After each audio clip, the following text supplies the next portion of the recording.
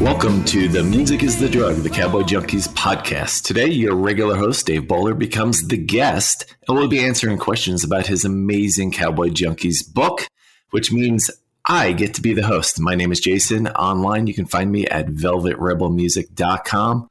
Longtime fan of Cowboy Junkies and super excited to be here today. If you haven't already, hit subscribe to the podcast and follow along as Dave and the band discuss some of the band's most iconic songs. Thanks for letting me guest host today's episode, Dave, and thank you for the previous episodes of this podcast as it's turning into a wonderful addendum to the book itself. I got to ask, though, how did you convince Mike and Al to enter the world of podcasting? Yeah, Mike was quite easy to convince, actually. He thought it was a good idea. I think a lot of people, the way the world's been the last 2 years, I think, they're looking at all sorts of other things to fill their time, and I think Mike liked that idea. I think Mike's very keen to talk about the music and stuff, and I guess at this period in their career, I think it's a nice thing to put these things down, for people to enjoy, but also I guess it's for posterity as well now a little bit. And Al was straight up for doing it, which Al as well as I do, and once he's involved, he's been great, and I think he gives a nice different side to things, a different perspective than Mike does. Absolutely. And for fans who've gone to shows over the years and, you get used to talking to Margot after shows and things like that. But, to get this directly from Mike and Al is kind of a nice perspective as well, since they're the ones kind of creating the music before it reaches Margot. Yeah, I think so. The idea of this is probably to go in a little bit deeper. The book, if you drop it on your foot, you're going to be in trouble. But there's still a finite amount of space you can put in a book. So this gives us a little bit extra room to delve into things a bit deeper still. So I think it's worked okay. Absolutely. And for those listening who haven't read the book yet, Music is the Drug is an incredibly deep exploration of Cowboy Junkies, stretches almost 600 pages, so don't drop it on your foot. For diehard fans of the band like me, it's a treasure full of musical insight and the band's history. If you're a more casual fan, the book works just as well, but it takes some commitment, which for me is a lot like the band's music. Would you agree, Dave? I think that's exactly right. And I think in a lot of ways, that was kind of what was the driving force behind writing it. I think. One of the things is you listen to radio interviews, you listen to podcasts, you read, Mojo or whatever it is, and they talk about the great songwriters and the great bands, and obviously they talk about Lennon and McCartney, and they talk about Dylan, and they talk about Springsteen, and whoever it happens to be, Robbie Robertson, whatever. And I'm sitting there waiting, and when are they going to get to Michael Timmins? Because I think he's in that league, personally. And I think as a band, they're up there, with any of the sort of the great rock bands. And I don't think they've got the credit that they deserve. And I think a chunk of that is because they started 15 years too late. They came into a market where, certainly by the mid-90s, late 90s, people weren't putting that commitment into listening to new bands, and they wouldn't put a record on and play it 4, 5, 6 times to really get into it the way that people did in the 70s with Genesis or with Yes or with Pink Floyd or with Roxy Music or whatever it was. I think the market changed. I think that's a shame, and I think that was kind of one of the motivations for the book, because I didn't really read anything much about Cowboy Junkies. There was that flurry, late 80s, early 90s, Trinity Session, Caution Horses, Black Eyed Man, and then you got very little in the music papers and in the magazines. So I wanted to know this stuff for myself as much as anything. So that was kind of the jumping off point, I suppose. Excellent. And as a fan, what first made you a fan of the band? What was the first album that really connected with you? And when did you first see them in concert, actually? I guess it must have been Trinity Session. We got it probably a year later than in Canada and the United States. So it was we were starting to catch up with Trinity Session roughly when the Caution Horses was coming out as well. So it was, the two are kind of synonymous in my mind. It was all the same kind of period. And we were just getting things like cable TV over here. We were beginning to see MTV a lot more and that sort of stuff. So you'd see the Sweet Jane video, you'd see Sun Comes Up. So I think it was all around that period. And I saw them in the first time in 1990 in an old town hall in Birmingham, which is the second city, for those who don't know. It's a really nice old building. It's got a huge sort of pipe organ at the back. It almost looks like a church when you're inside, which is kind of the perfect sort of venue for them. That was the Caution Horses band, that tour. And I think once you've seen them live, and particularly seen them in that kind of period, there's a magic to it. You know, as you said, you've got to make a commitment to it. You have to listen to it properly. You have to, you know, it's not a gig that you go to and you're flashing your phone around and all that sort of stuff. You got to pay attention. But I think if you do, it's massively rewarding. And there's layers and layers and layers that sort of fall away every time that you listen to one of the songs. And for you over in the UK, when they came out over here, we were starting to kind of get sick of the music scene, and there was kind of a return to roots. And even U2 was going down that road with Rattle and Hum. I felt like UK was maybe getting a little tired with their popular music as well, with the Stock Aitken and Waterman sound. Everything started to get a little repetitive. So on both sides of the pond, I just think music was getting a little stale. And then here comes this band very much going back to traditional rock and roll roots sound. And, you know, for those who had never really got to experience it, for me, you know, growing up in the 80s, everything was very processed. And I was, you know, big into Duran Duran and more of that synth pop stuff. It felt very fresh, even though it was very influenced by stuff that came before it. I just think there was no one doing that at that time. And they kind of slipped in, and those of us that caught on just stayed with them ever since. Yeah, I think that's right. Although they were unlucky with their time in a sense, at that period in the late 80s, the Trinity Session period, they were the right band in the right place at the right time. You know, as you say, it was very keyboard driven. I think there's a lot of great music made in the 80s. I'm not sure how well a lot of those records have survived necessarily because of the studio techniques. They sounded fantastic at the time, but I think, as you say, we had 5 or 6 years of that, and I think people get fed up of it and they want to move on to something else. And what they were offering at that point was, I guess, a simpler thing, as you say, a rootsier kind of music. There was a new country kind of thing around at that time, wasn't there? Nancy Griffith was sort of breaking through into a more mainstream thing, and a few people like that. Steve Earle, I think, was another one at that kind of period, and they sort of fitted into that, but they never really fitted into anything. I think they're a band on their own. They're not in the Nancy Griffith vein. They're not Wilco. You know, they weren't. They've never really been anybody else other than Cowboy Junkies, and I think that's a real strength that they've had all the way through the career. It's also a problem when it comes to the mainstream, because if you are the only one that sounds like you do, well, you know, people are either going to love it or they're just going to say, "What the hell is that?" And I think they've got an incredibly loyal following that's stuck with them over the 30 odd years, but it's also not a band that's going to do all that glitz and the shiny video and all that sort of stuff. So I think that's a problem in terms of getting new listeners. But in terms of the quality of the music, I don't think that's ever really wavered over the period, because they've stuck to being who they are and what they are. They've added things to it. You know, different musicians have come and gone, and they've had different production approaches and stuff. But I think the core four has always been what they're about, and I think that consistency has really been a great strength. Absolutely. One thing, I don't think casual listeners of the band maybe pick up on it, but for me, I think the band's roots in the post-punk music of the UK, from The Cure and Joy Division to even Gang of Four, rarely gets noticed. There's so much of a push there, alternative country, whatever that means. But, you know, their roots are in post-punk, and Mike and Al had Hunger Project before that, which was very Joy Division-esque, maybe with Little Susie and the Banshees. Reading this book, it felt like that was a point you really wanted to highlight.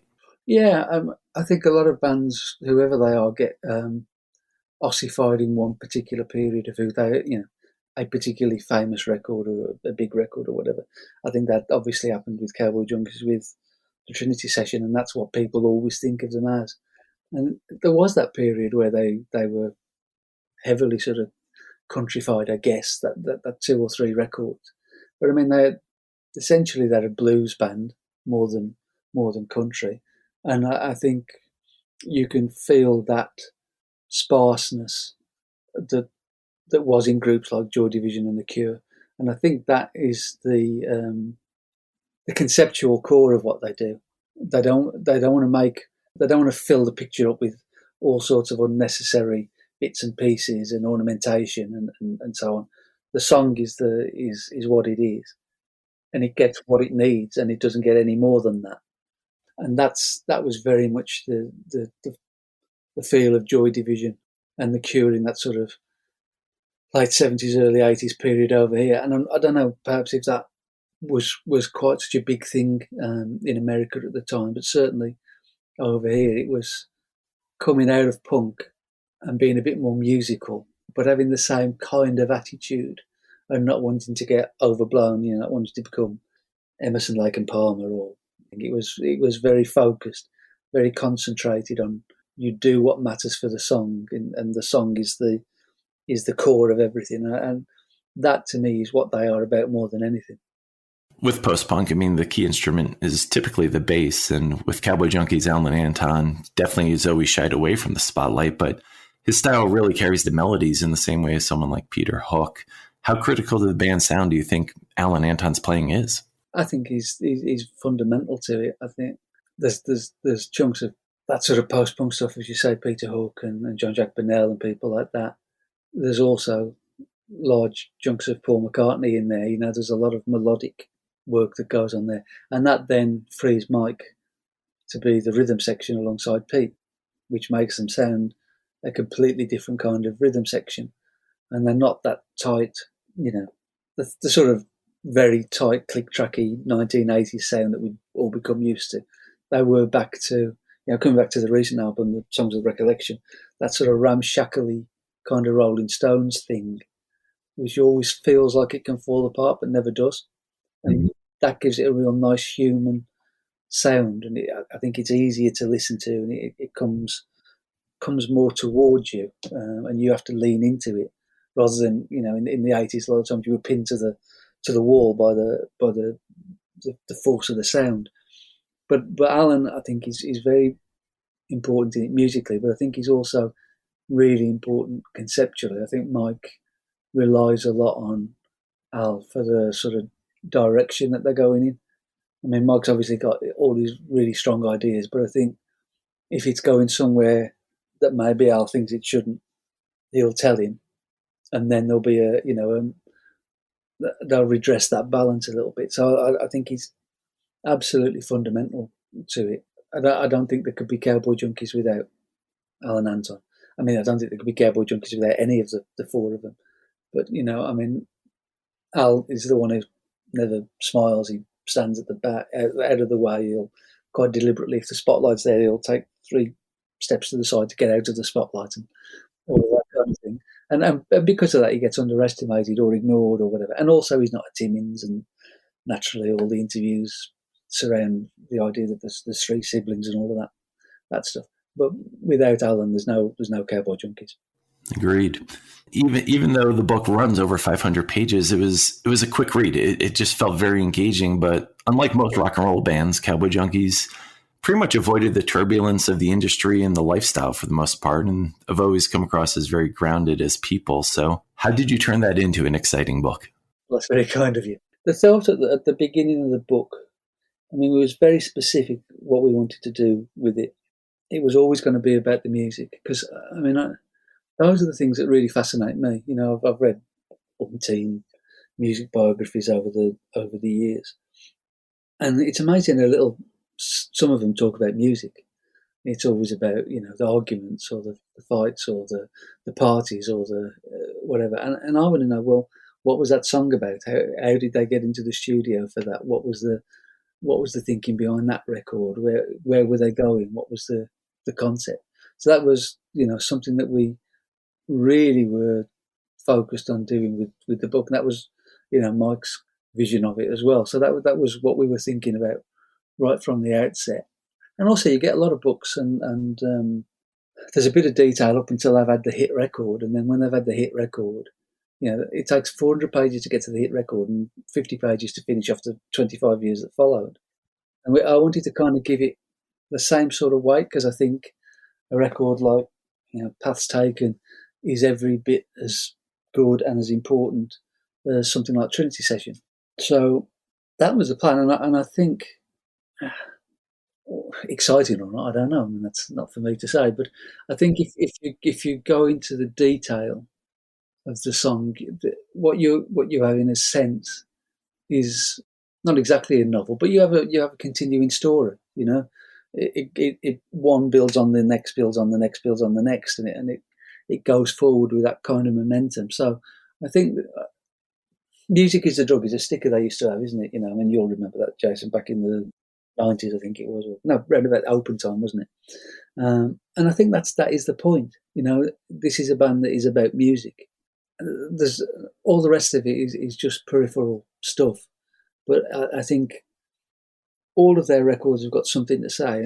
We'll all have our favourite record, that this one's better than that one, or we don't play that one so much as we play this one, or whatever. But I think every time they put something out, there's something in there that's worth listening to and learning from and drawing from and enjoying. And I think, you know, you've got to try to give that the weight, and then you build your story going forward from that. I think the other thing that was a bit different in the book, and if you look at the side of the book, I know this is a bizarre thing to say. If you look at the side of the book, you'll see that the pages are different colours. There's two different colours of the pages. So I had all these interviews, and I mean, you know, the book took, gosh, about 15 years we were doing interviews for. And I had all this stuff that worked in the narrative. And then I had all these other bits and pieces that I thought were interesting, but I couldn't fit into the story. So I kind of used those as little sidebars. So it was either an incident or it was a character sketch of someone like Yarrow or whatever. And that was separate. And I think that probably broke it up a little bit, the way that a sidebar does in a magazine article. So I think that maybe helped the flow of it a little bit as well, and stopped it all being huge, great slabs of chapter about one record and then another and then another. I think that maybe broke it up a little bit. I didn't want to waste it, you know. I mean, you're only going to do this book once. I'm not going to be doing it again, you know. So I wanted all the stuff that I'd got that was worth putting out there. I wanted people to be able to look at it and you know, and read it in 10 years' time, maybe, whatever. So that was the only way I could work out to include it in there. And I think sort of by chance, that actually made it a slightly easier reading experience for people. I would agree. I enjoy them. I like to think of them as interludes throughout the narrative. And, you know, you went out of your way to interview quite a few fans, including myself. And, you know, the fact that we got included in the book project, just like we're involved in when the band's on tour, being invited into sound checks and stuff. It just, from day one, it seems like this band has gone to always try to include the fans in what they do and make time for them, even when they might be stuck on a train with them and not want to spend time with them. But did you get a feeling as you were interviewing the band that connection with the fans is something that's been really strong and motivating for them? Absolutely. I think one of the biggest things about them, and I think one of the best things about them, the most enduring things, is that they don't see themselves as any different to the people who are in the audience. And that's quite a rare thing. I can tell you from having interviewed musicians and footballers and sports people and all sorts of things over the years, that's quite unusual that they think that they're the same. And the core of it, and I think we saw that with the new record, the Songs of the Recollection, they're fans, they're music fans. First and foremost, above anything else, they love music and they love getting records and they love listening, you know, digging out their old Neil Young records and whatever it is. And they understand the way that we feel when we buy the concert ticket or when we buy the vinyl or the CD or what, you know, whatever format we have. We want to see these other bits and pieces. We want to read the liner notes and we want to see the photos and we want to be a part of the bigger experience. And, you know, I think I don't think there's any pretense there. I think it doesn't do them any harm, and I think it makes people want to come back again because they've had a rare experience. They want to repeat that. Of course you do as a fan, but I don't think any of that's put on. And I know, you know, that obviously things are different now. There's none of the sort of the meet and greet thing after shows because obviously with COVID and so forth, you can't take that risk. and I'm sure they miss that element of it. But I don't think there's any difference to the way that they approach concerts or the way that they approach the fans. I think there's always a big desire to give value for money as well, which that's a big thing at all times. It's getting increasingly important, I suppose, at the moment. The cost of gasoline over there, I guess, is the same as it is over here, going through the roof. And if you had to drive 100 miles to get to a show, then you want some value for money. They understand that, and they deliver that every time, I think.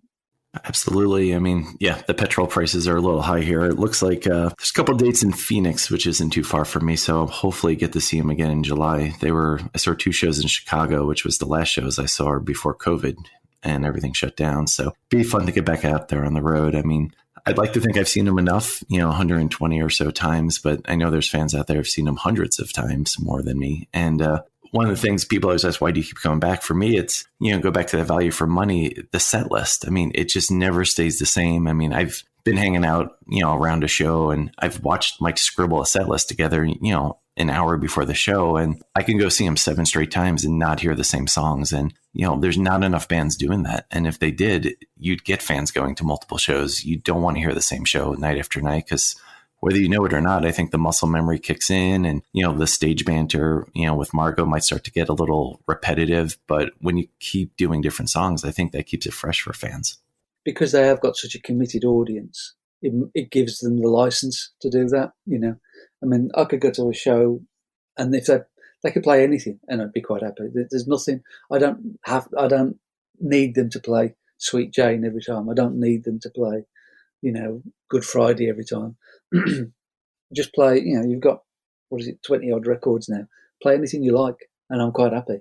And I think that goes for a lot of the audience. I mean, the amazing thing is that you're going on tour and you've got 40 or 50 songs in your in the locker that you can just pull out and play whatever you want at any time. I mean, that takes a fair bit of preparation to get to that point. I think that's really valuable. And as you say, from the musician's point of view, from their standpoint, it has to be a bonus, because otherwise you are just I think it becomes very easy to phone it in if you're just doing the same thing every night, unconsciously. But as you say, the muscle memory, as you point out, you're just doing the same thing over and over again. It becomes a job, doesn't it? I suppose. So I think you're absolutely right. The set list that changing sort of regularly just keeps everybody alive to it. Going into the project, I mean, everyone, you kind of have your preconceptions about the music and the band. Were there any surprising insights into the band that you didn't expect when you started? Again, it's such a long time ago. I know. I feel like we've been talking about this for 20 years. I think the thing that struck me most of all was, and I was lucky enough to see a little bit of them at work in the studio. Not a lot, but a couple of times. And then obviously lots of concerts and travelling on the bus with them and stuff. I think in the studio it's very clearly Mike's band, which isn't denigrating any of the others. And I've already spoken about how important Alan is and so on. On stage, it's very much Margot's band, because she's the one negotiating with the audience. So, I spoke to her about that, and she said, if I feel that we're losing them, I'll change the set list. I'll say to Mike, we need to do a big one now. We need to do Sun Comes Up, or we need to do Sweet Jane, or, one of the Common Disaster, something like that. So that was it. That was interesting to watch. And again, you'll know better than me, but the interaction on stage, seeing it night after night, the way they watch one another. Again, you get a bit blasé going to concerts, and you just see a band up there and they play the hits and whatever. With them, they're always listening to one another, looking at one another, communicating with one another. And again, that's an unusual thing from a group's perspective. I think most groups are locked in, and the guitarist is just playing what he wants to play, and he's not paying any attention to what the singer's doing or what the drummer's doing. And they are always working with one another, and they're willing to take a lot of chances. every night they'll play a song like, for instance, "Laid Down," where it can go in different directions every night, or "Murder Tonight" can go in that sort of jam thing at the end can go in different areas. Again, I suppose when you see them live on a regular basis, that gives you a different feel for who they are, because even if you know the music, you are sucked in by the media into that idea that they are this old country band, and that's what they do. And they're a much more psychedelic experience, I suppose, as a band when they play live. There's a lot more of that kind of stuff. You'll hear that in things like Bread and Wine, and sometimes Blue Guitar or Lay It Down or whatever. And they're a very different group live, and that's, I think, one of the nice things on that Songs of Recollection that's just come out. It gives you a real look at those different elements of Cowboy Junkies, and gives you a feel for that. And it was a great thing with Singing My Meadow in the Nomad sessions when they did that record that was, a bit straight off the floor. It was a bit more in that psychedelic area of the band, and I think that was a really nice way of pointing out, well, yeah, we do this more acoustic, more country kind of thing, but we also do this stuff over here, And I think that was important. I think that was an important record. Whether people have caught up with it is another story, but I do think that was, from the point of view of having their recorded catalogue to look at, I think that Singing My Meadow record was a really important one.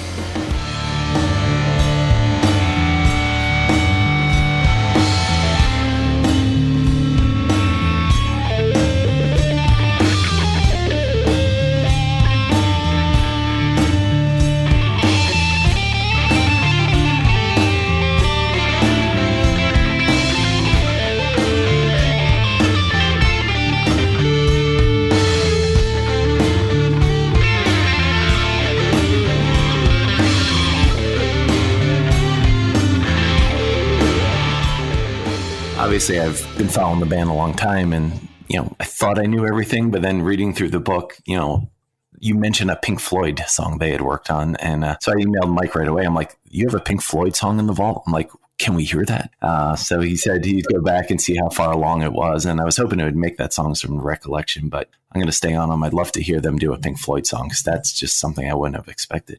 It's weird. I mean, that was the very first time I went over in February 2005, and they were just sort of finishing 21st Century Blues, and I went in the clubhouse, and they were playing stuff back, and they played Us and Them back, the Floyd thing, and they left that off for Isn't It a Pity instead, I think, which is a great song as well. But when we were doing the book, at one point there was an idea of doing a special edition of the book with omnibus in a box and all that sort of stuff, which COVID basically put paid to.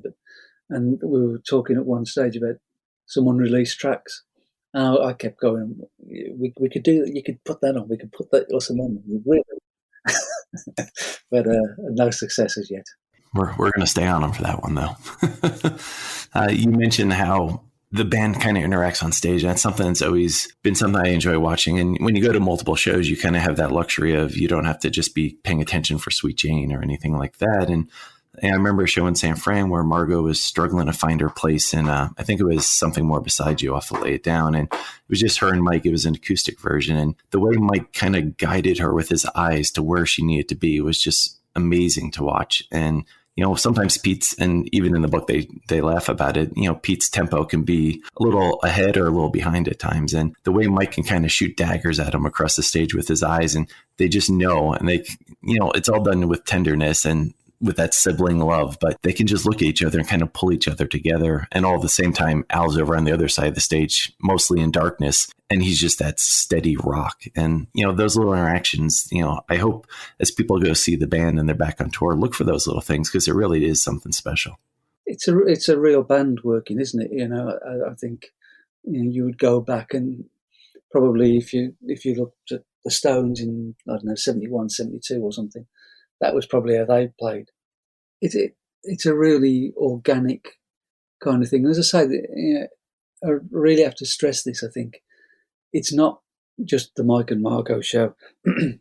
It is a band. It's all four of them, and live, of course. Jeff Bird as well is such a a crucial member of the whole thing. But they're all in step with one another, even when they're out of step, if that makes any kind of sense. As you say about Pete, sometimes losing the tempo, they're all there and they're all drawing it back in. And probably, and I think Mike could admit this, over the years, he's probably become looser about that. And I think he would probably get a little bit riled if a show wasn't right 10 years ago.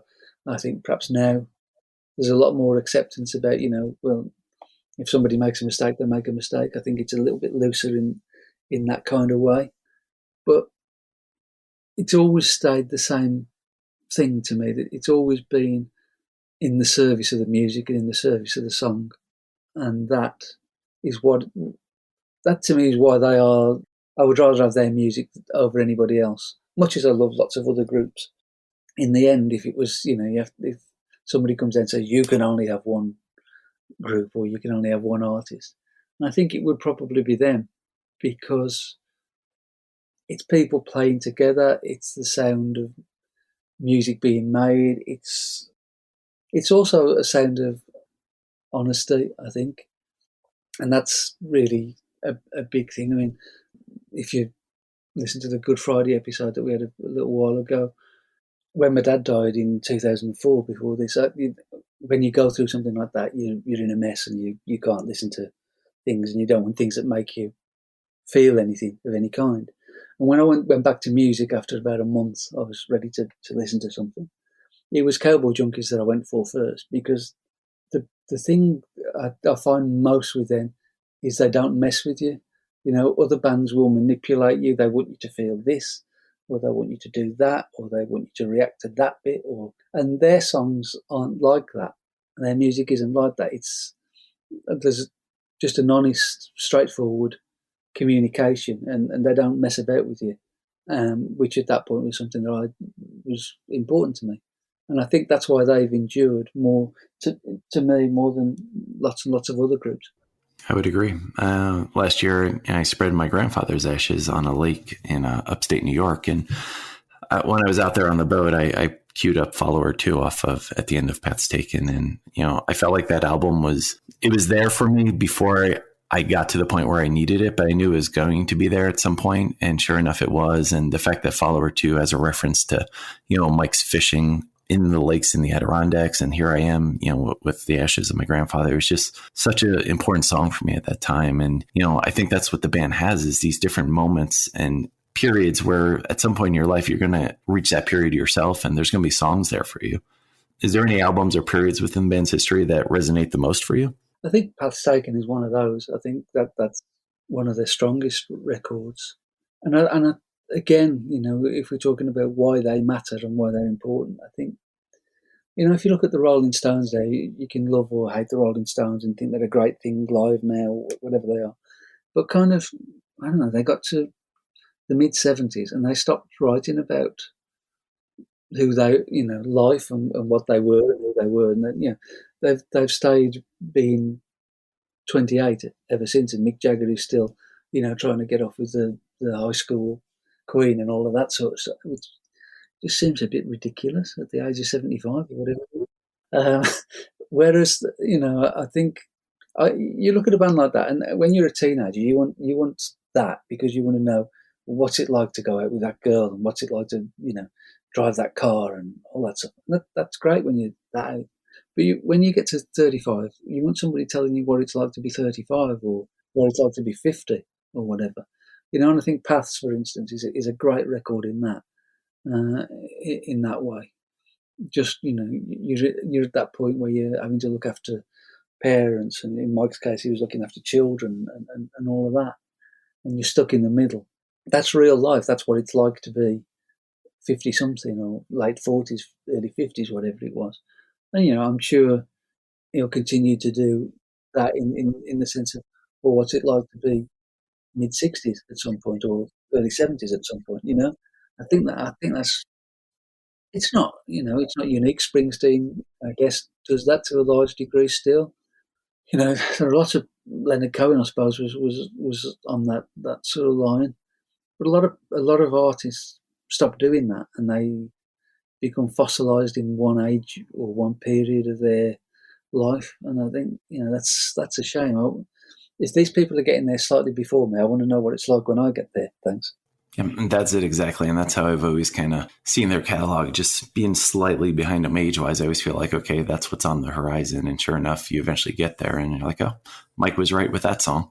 But, they reached a level commercially where they aren't, stuck with 8 to 10 songs they have to play in the set, which I think a lot of those other artists, as they get older, they do have to fill that set list with certain songs, and they don't. But I always think it could have gone a lot differently for the band because, at the time when Trinity broke, Margot obviously was the focal point, and she's mentioned in conversations with her multiple times about how the industry pursued her and tried to kind of wrench her away from the band and put her forward as a solo artist. But for Al and Mike, that was Cowboy Junkies is the third band they did. But for Pete and Margot, they were very inexperienced as musicians, and they were just kind of finding their way. Do you think in a way that helped protect Margot and keep her away from getting lured with the industry?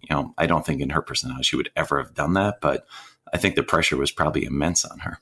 Yeah, she said several times that they wanted her to be Edie Brickell. It was the obvious comparison at that kind of period, and they wanted to take her away from the band and become the solo star.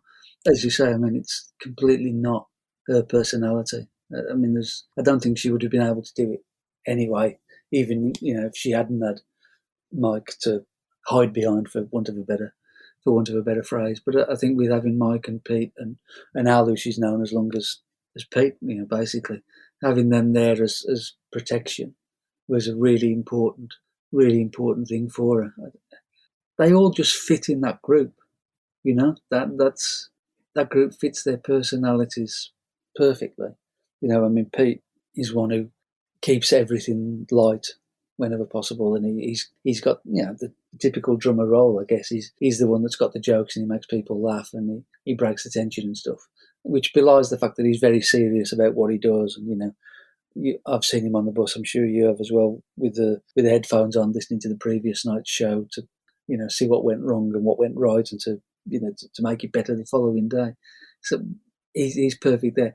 Margot is not only is he perfect for her in terms of the protection of having those three around her, but I don't think Margot would necessarily be right having anybody else writing for her as well. Obviously, she's done cover versions and so on, but they're carefully selected. If it was somebody, if she was making a solo record and they were, it was some record executive with 6 or 7 hotshot writers coming in with different tunes for her to sing, I don't think that would work. I don't think she would want to do it, and I don't think it would be convincing.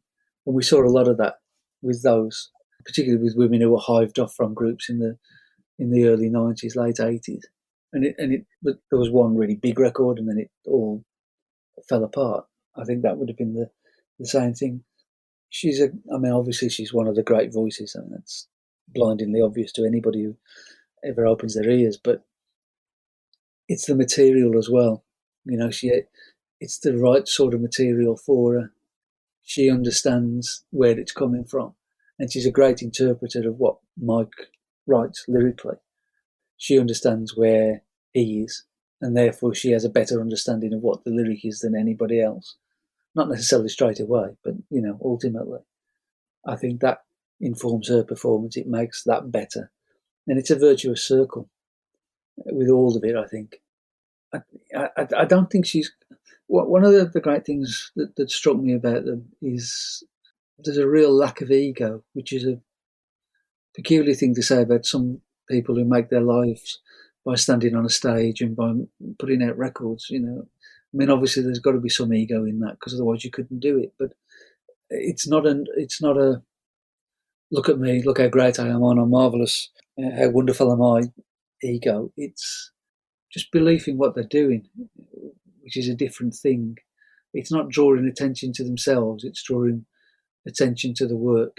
And that's a substantial difference, I think.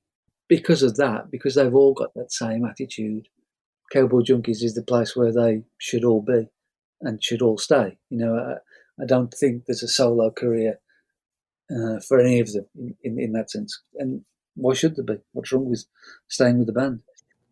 Yeah, it's worked so far. And, with the tour dates coming up and, it doesn't look like they're going to stop recording anytime soon. So, if you're just now catching up, grab the book, Music is the Drug, read it, catch up, join us out on the road. Because I think there's going to be a lot more good years of music ahead. If someone hasn't ordered the book yet, what's the best way to get their hands on a copy? I'm sure Amazon have got it. You can get it still from the band. We did put it out with a CD, a live CD. It's only available with the book. I don't know whether they've got a few copies of that left. I know they haven't got very many. So you might want to order it from the band direct and see if you're lucky getting one of those. But otherwise, it's your usual outlets. It's a fantastic live CD. Did you get any input on which songs made it? I didn't. It was largely stuff that Mike had been sort of preparing for, for various bits and pieces. But it feels really cohesive, doesn't it? And it's from different periods, but it flows really nicely. And I would definitely urge anybody who you can throw the book away, just get the CD. Yeah, it's definitely, they've released so many live CDs at this point, but each one has a unique feel to it. And I thought that one really, I think the Vic Chestnut cover on it is absolutely just breathtakingly good. And it's definitely worth, if you can order the book with the CD, get it. But either way, this book, even if you're just a passing casual fan of Cowboy Junkies, it's a great read. And Dave, thank you from me as a fan. Thank you for writing this book. Pleasure. I'm glad some people are enjoying it. Cool. And looking at the clock, I think this is probably the longest episode of Music is the Drug of the Cowboy Junkies podcast. So we should probably wrap things up. Thank you again for allowing me to come on and be a guest host today. And listeners, if you haven't yet, hit subscribe to the podcast, whatever you're listening on. Make sure you keep following up. Just listen to one today. Murder Tonight in the Trailer Park was the last episode. You gave away the end of the story. You told us who did it. But, I guess after all these years, I kind of wanted to know. So it was a really great episode listening to Mike talk about that song and answering the whodunit. Yeah, well, we did put spoiler alert on, so Awesome. Check the notes page of this podcast. You'll see all the relevant links to the band, to order the book, tour dates, and all that great stuff. And Dave, I'll be looking forward to listening to more of this podcast. We've got stuff ready all the way through the summer, so we'll keep you busy. Awesome. Thank you, everyone, for listening, and we'll see you soon.